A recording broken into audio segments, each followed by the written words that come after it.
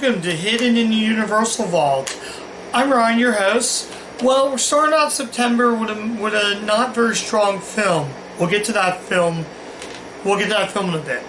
But we're going to go ahead and take a look, and we're going to jump back to the 1980s. We're taking a look at a Ridley Scott film. Yes, I'm covering another Ridley Scott film. I did cover Hannibal, so we're going to jump to the 1980s. This stars Tom Cruise, and he is in 1985's Legend. Now, before I really talk about what I have to say about Legend is, this movie is one mess. I'm going to tell you right now. Now, hear me out. It doesn't make... I don't know. I came close to putting this as a guilty pleasure, but I was going to say that does make a bad film, but let's be honest, the movie's bad in a whole. So let's actually talk about Legend. It stars Tom Cruise. It also stars My Sarah. It also has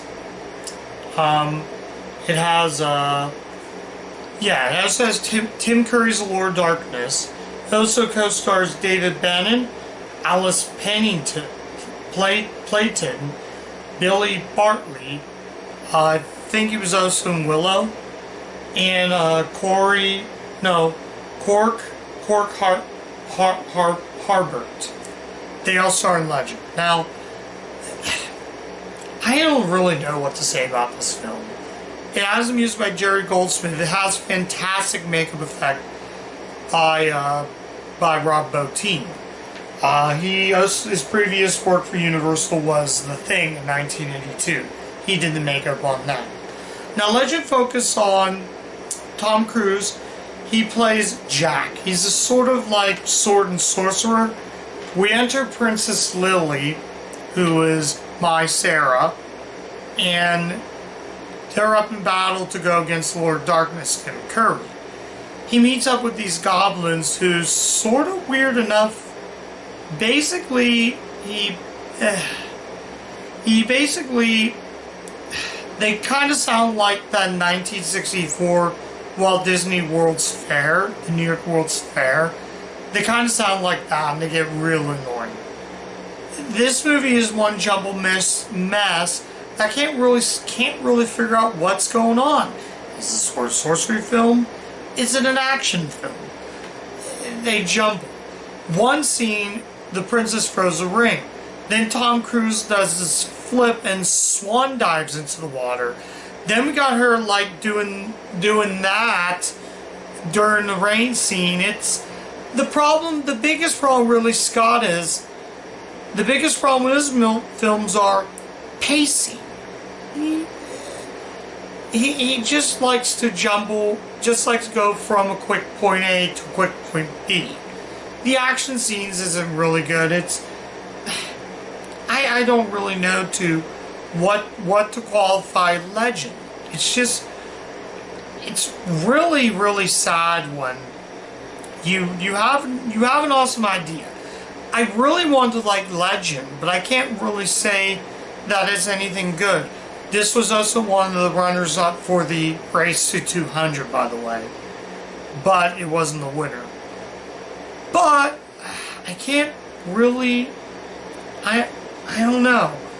It's really hard for me to talk about this film when the whole movie is just a jumbled mess. And that's really what I like to qualify Legend.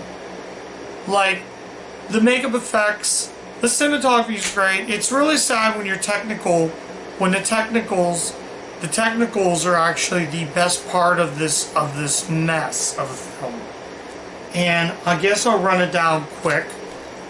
So it's really hard for me to say. If I watch second time, I figure it out. But as of now, it is just one giant mess. But I had this movie before, but I had like the standard release. Look at that artwork right there. I don't know if you can see it here, but that is some sweet artwork. But like I said again, you can't judge a movie by the cover. The back was about the same. I know in the other release I had, it was literally clear, but got some snazzy disc art. I actually do like the artwork to this. The disc art is great in this. Now hear me out again. Is Legend a bad movie? Maybe. For me, it's a yes. I easily can say that. Again, it has great effects. It has great cinematography. Rob Bottin's makeup effect is good. Tim Curry was entertaining. But he's near the end of the movie. So, yeah, he's the Lord of Darkness. He's supposed to be terrifying. There's a lot of that moment. Also, you got scenes with these sort of like elves who they speak in this weird voice. And just, I'm sitting there like, really? Come on. Although, I'm going to talk about special features. This has a director's cut. There's a 2-disc edition, though the director's cut says not rated, but this movie is PG, so I just want to clarify that for those that are going to comment. What is the actual rating to this? This movie's PG if you watch the theatrical cut. But even with director's cut, it's still one giant mess. I didn't watch the theatrical cut, I don't have that 2-disc edition. But the artwork is actually really good. Really good artwork. This has a commentary by Ridley Scott. The last scenes are actually interesting. There's an alternate opening in the elves dancing, which is, it basically goes from storyboard, still images, and the audio. Apparently it was all destroyed during production, and a photo gallery. But yeah, so anyways, I don't have much to say about this film. So, let's get to the chase. Final verdict, should you see Legend? No. Honestly, no. Even with that director's cut, it's still no. Even if I did go back and do a rewatch on theatrical cut, it still would be a no. There's virtually no reason to see Legend. I know it has a cult following, but this movie is not a cult following to me. This movie is just boring, just dull. Tom Cruise didn't put any effort, and just not a good movie. My Sarah is the worst actress in this movie, and she cannot act.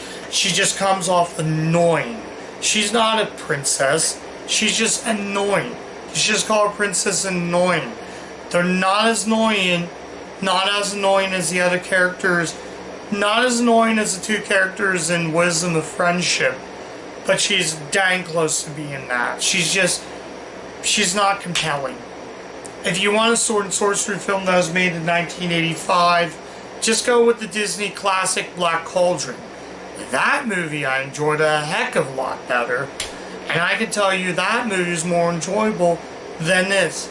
Sword and sorcery films just don't work for me, and that's my big problem watching this.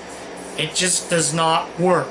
So just take my advice, skip this and go watch Black Cauldron, and you'll have a good time. I do have another sword and sorcery film called The Conqueror.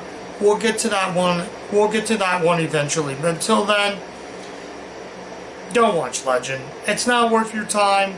It's not worth my time. I'm debating if this is going on the worst list or not, but I'll have to really think about that. But since there is a Brian Ferry music video, and I do like that, I am going to keep this just for that music video alone. Just like I said with White Noises, I'm going to have to keep it because if there's a music video on there that I like. Well, not the White Noises DVD, but this, on the other hand, was just a disaster. It's a mess from start to finish, and no one should see this movie. So, yeah, that's my review of Legend. Thank you so much for watching. Like, subscribe, click the bell. I'll catch you guys next time. Bye.